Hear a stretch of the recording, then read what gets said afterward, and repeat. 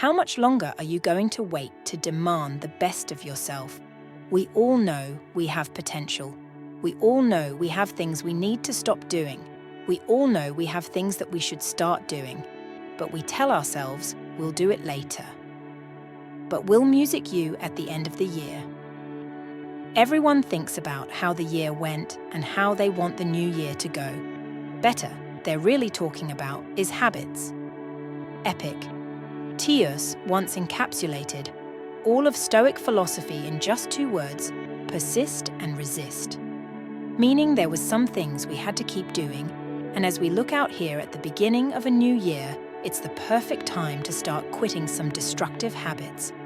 What are you day to day in your actions, big and small? That's how we become better. I'm Ryan Holiday.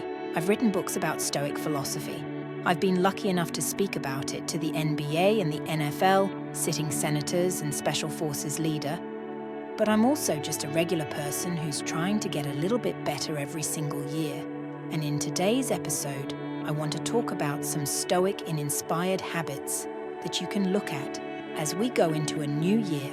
Habits to stop doing habits, to start doing who the sucks want you to be, to create, hopefully, a new you. I think the first place to start is the idea of thinking really, really small. George Washington's favourite saying was, "Many mickles make a muckle." This is an old Scottish proverb. It basically just means like, things add up. Zeno, the founder of Stoicism, says, well-being is realised by small steps, but it's no small thing. You don't promise yourself that you're going to read more. You decide you're going to read a page a day. You don't decide that you're going to transform your diet or your exercise, like you start going for a walk. Make a small decision and then you build on it. About this, I love James Clear's book, Atomic Habits. I got to see him put this book together. We go way back. We sell this book, My Bookstore, The Painted Porch. But I think the idea of atomic habits is like, as the subtitle says, tiny changes, remarkable results. But even think about what it means to say an atomic habit. It's not just explosive, like an atom is the smallest possible building block you can think of. So when we think about habits, let's start really, really small. Don't lie to yourself. Don't get ahead of yourself. Just think of the smallest thing you can start with. Don't give in to your anxiety. This year, you have to stop letting anxiety rule you in one of the passages in meditation. Ma says, "Today I escaped anxiety." He said, wait, no, that's not right. He says, actually, I discarded it. It was within me, the plane, the airport. That's not responsible for your anxiety. You're responsible for anxiety. You're responsible for your feelings. You're responsible for the worry that you're projecting at this thing. And it's not helping you. It's not making you better. It's not doing anything about the problem. You're just torturing yourself in anticipation of what might happen or might not happen. I've never been in the thrall of anxiety, right? Traveling somewhere or some big project, and then afterwards being like, I'm so glad. I was so anxious about that. No, it made people around me upset. It made me upset. It made me miserable. It didn't do anything for me, and it's not going to do anything for you this year. I think it's impossible to have good habits without a routine. So you have to develop and build a routine. Habits and routines, they work together. So for me, I wake up early, I take my kids outside.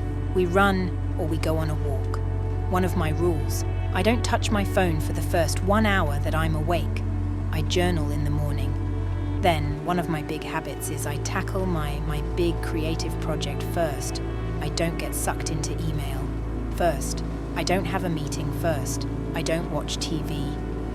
First, I tackle the big creative project first. Again, that's one of the things I identify with, that I own the morning. I'm a morning person. I tackle the morning. I kick the out of the morning. I am successful in the morning. That wasn't just naturally who I was.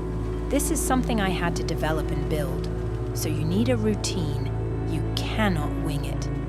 Seneca says that life without design is erratic. He says principles are necessary. There's nothing more shameful than uncertain chaos and disorder. So build a routine and stick to it. Stick to the routine, and again, these are little things. What time do you wake up? What time do you go to bed? What time do you have lunch? What do you do? What do you not do? Build a routine and stick to it. One of the stories I was most moved by that, I was most excited about when I was writing Discipline. His destiny is the story of Dwight Eisenhower. He had a 4-pack a day, 40-year smoking habit, and his doctor said, "You're going to die if you don't stop. It's screwing with your heart, it's screwing with your lungs. If you want to continue to be of service to the country, you got to stop." And so Eisenhower famously said, "I gave myself an order and I stopped."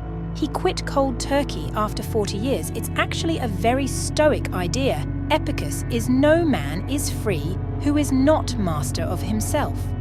Seneca said, "We're all slaves to something. Some people are slaves to sex or their mistresses." He says other people are slaves to power or ambition. Maybe some of us are slaves to that cup of coffee in the morning. We all have things that we do that we know we need to stop doing. To be the person that we want to be, one foundational habit for next year: free up precious resources. People say, "Oh, I don't have time," but the screen time app on your phone. You have time, you just choose to spend it on things that don't matter. You watch too much news, you spend too much time. Doom scrolling. You say you don't have time, but here you are watching this video. We spend too much time on things that don't matter. So, one of the best habits changes I've made is sort of winnowing my worldview. You have to know what's going on in the world, but you don't have to obsess about it. In real time, you don't have to consume things that make you feel crappy or awful, or suck you into this catastrophizing mindset. If you wish to improve, Epic says, you have to be willing to not know about some things, right? So focus on what matters. Lock in time to focus on making better habits by eliminating things that are sucking up too much of your time. Now, every new year, Seneca started the year off the same thing.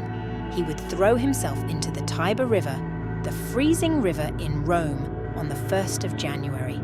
She's saying, "I'm in charge.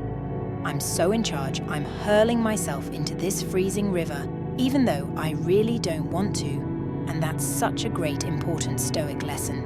And it was actually from this that we were inspired to start the daily Stoic New Year, New You challenge.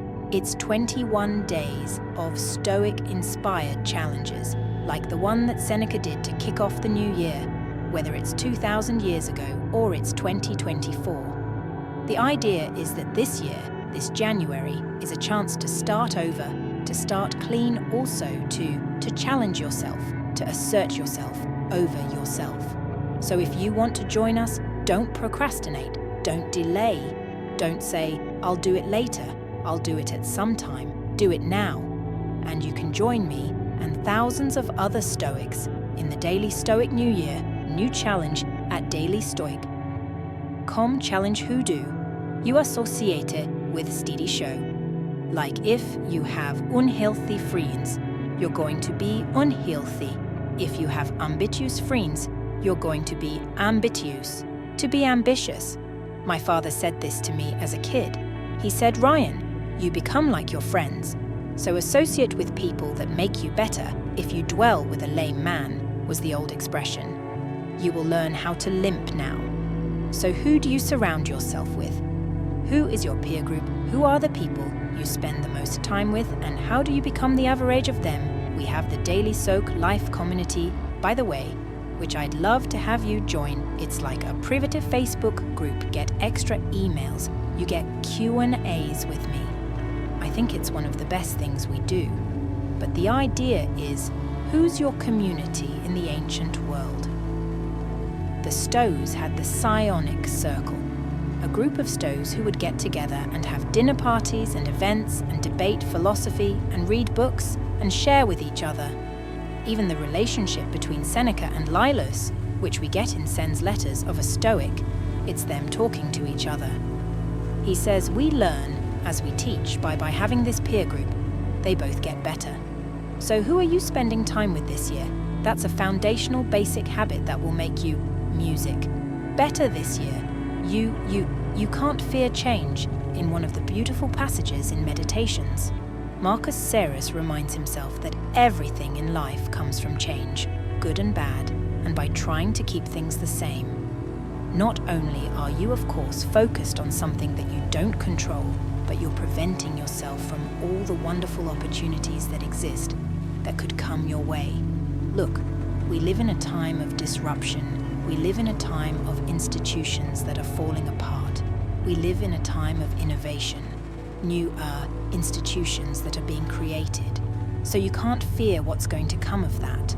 The Stoics say, all you could focus on this year is embracing those things, adapting yourself to change, acquiescing to that change, rather than fighting it, rather than fearing it, rather than resenting it because it's going to happen, regardless of how you feel about it. So what you should focus on, Stoics would say, is what you're going to do about it. You have to say no to the inessential. Marcus really says, most of what we do is not essential, but when we say no to those inessential things, when we eliminate them, it gives us a double benefit. He says, see you, then we can do the essential things better. So you have to realize that everything you say yes to means you're saying no to something else. But conversely, and most importantly, when you say no to the things that don't matter, it gives you the opportunity